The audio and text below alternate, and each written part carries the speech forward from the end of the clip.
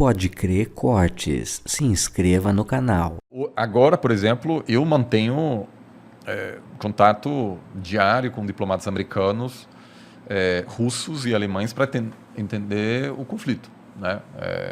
E aí a parceria brasileira, né, a participação brasileira do grupo BRICS me ajudou muito, porque para discutir BRICS eu viajei muito para Moscou, e aí são as pessoas agora que te...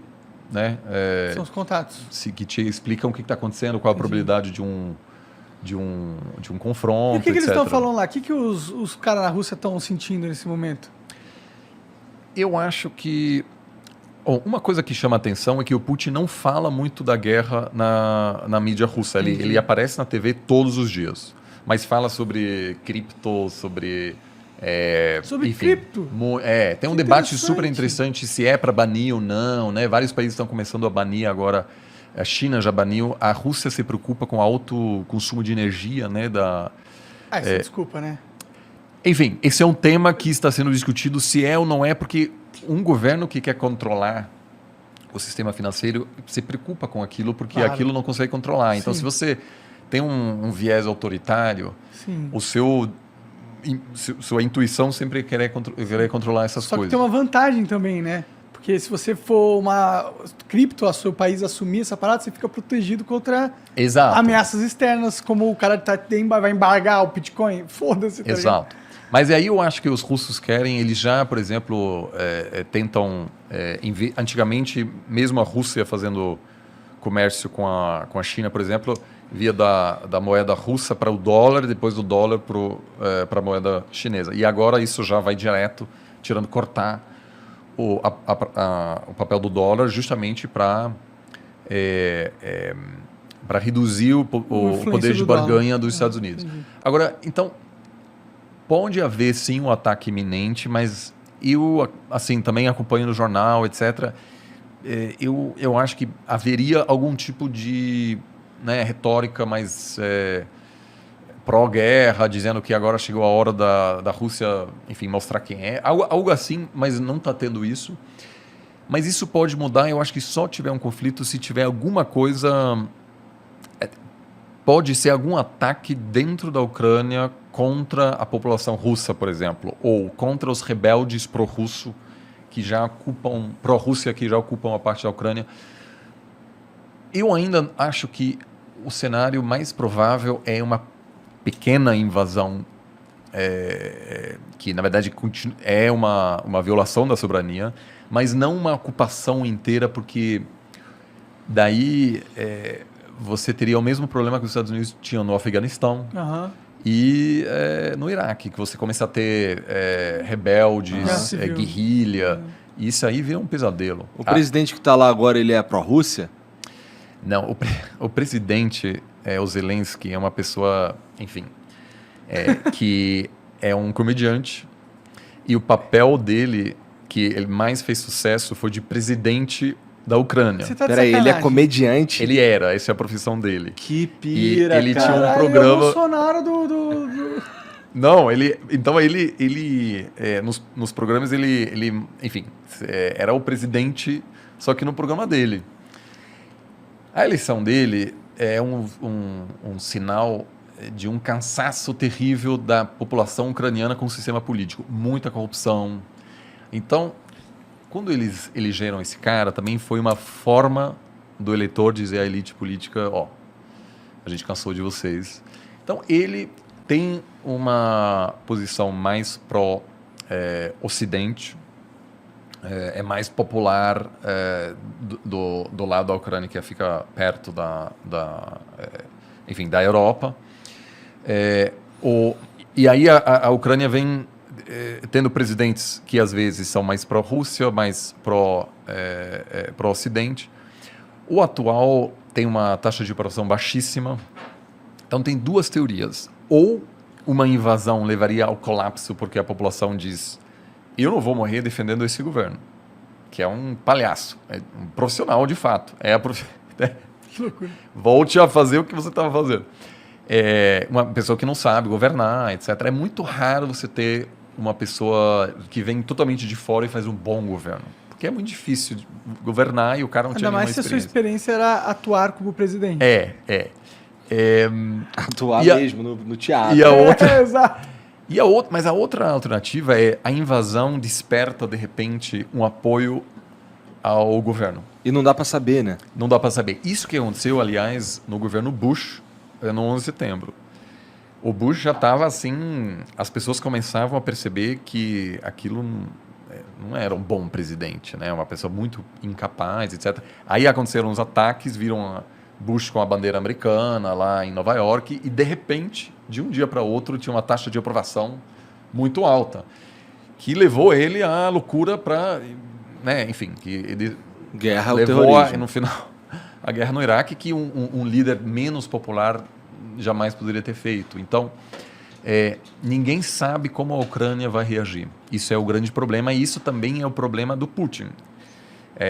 Porque ele claramente não quer se envolver aí no negócio que, aliás, a Rússia já viveu nos anos 80 quando invadiu o Afeganistão. Ficou 10 anos lá e foi um terror. E o que aconteceu naquela época? Os americanos começaram a financiar os Mujahideen, que depois explicam a ascensão do Talibã. Os americanos apoiaram radicais que depois, né, vamos dizer, se transformaram no grupo que acabou atacando os Estados Unidos no 11 de setembro. Então, o que os americanos fariam no caso de uma invasão russa na Ucrânia? Iam mandar muitas armas para a resistência. Então, aquilo aí é um negócio que eu acho que para a Rússia, eu acho que não compensaria, porque o custo econômico é enorme num país que, assim, tem reserva, mas uma ocupação é muito, muito cara. Penoso, né? Eu acho que eles não vão querer, né? Porque se eles ocuparem a OTAN... Porque a OTAN não estava querendo colocar uns exércitos lá na fronteira? Não estava rolando uns negócios assim? Eu acho que, assim... Eu acho que os Estados Unidos cometeram um erro gravíssimo, porque em 2008 o Bush falou que algum dia a Ucrânia vai fazer parte da OTAN. Que do ponto de vista americano é totalmente desnecessário. Para que agregar a Ucrânia à OTAN? A lógica da OTAN foi de se defender da Rússia, então um ataque aos alemães, etc. Então, basicamente, querendo impedir que a Rússia pudesse ocupar indústrias, por exemplo, na Alemanha, na França, né?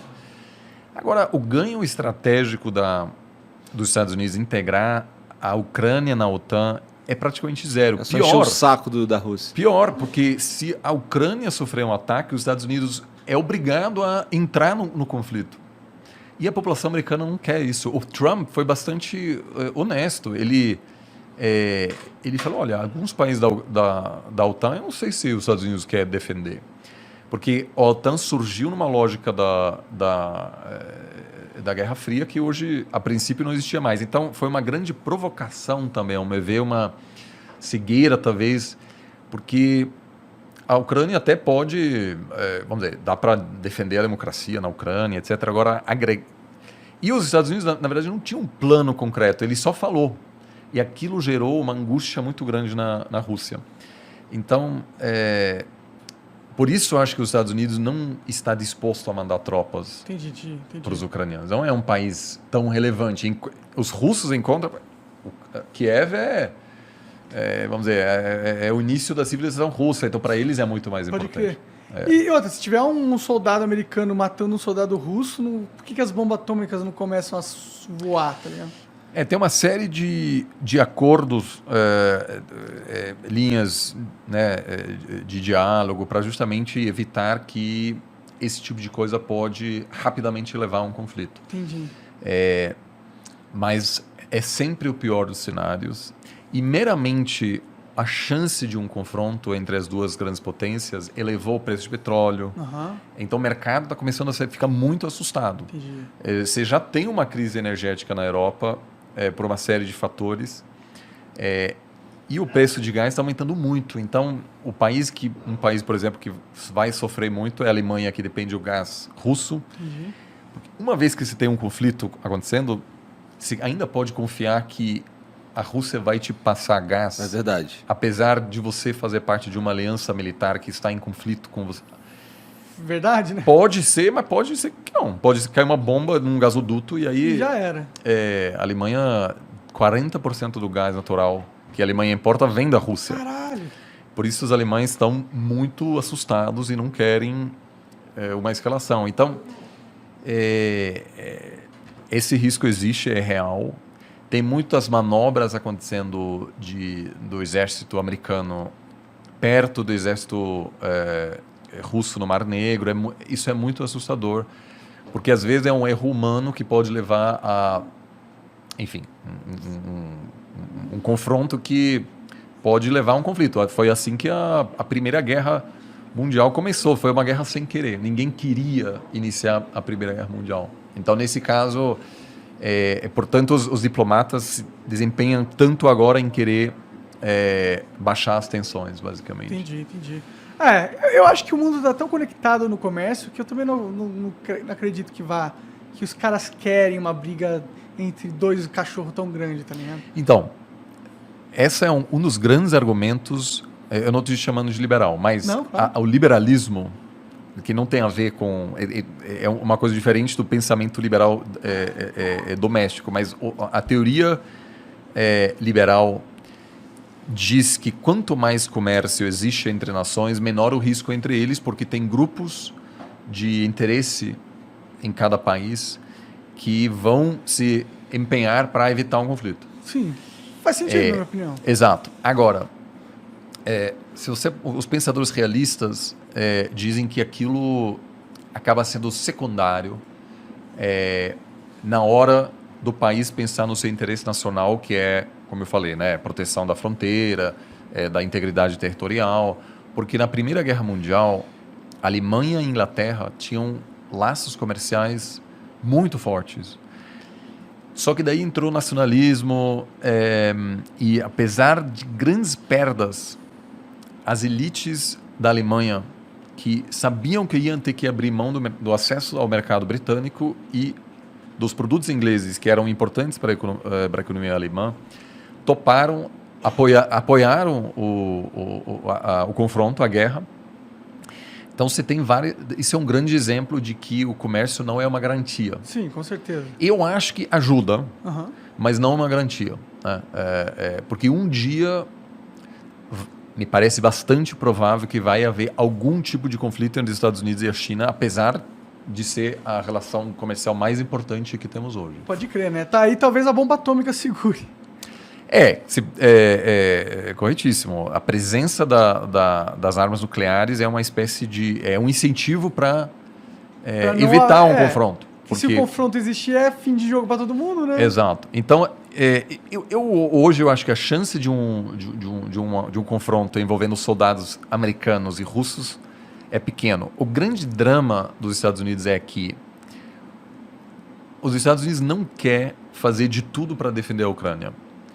E a Rússia sabe disso. Então, a Rússia, no fundo, sabe que pode ocupar a Ucrânia e que vai ver, eles vão mandar tropas, etc. Eles vão mandar equipamentos militares, mas isso não vai ser suficiente. Você, de fato, para defender, você precisa de tropas defendendo o país. Segurando os equipamentos. Não vai haver... não tem apoio americano na população para defender um país que a maioria nem sequer sabe onde fica. E que tem um valor estratégico pequeno. Talvez 15 anos atrás, 20 anos atrás, até daria. Por isso que os americanos toparam invadir o Iraque. A população era a favor da invasão ao Iraque e do Afeganistão, porque havia uma sensação de que... Somos a polícia do mundo. Que hoje não existe mais. Né? Tem, assim, claramente o argumento de que os Estados Unidos precisa se dedicar mais a desafios internos e menos a questões externas foi o grande argumento do Trump. Sim.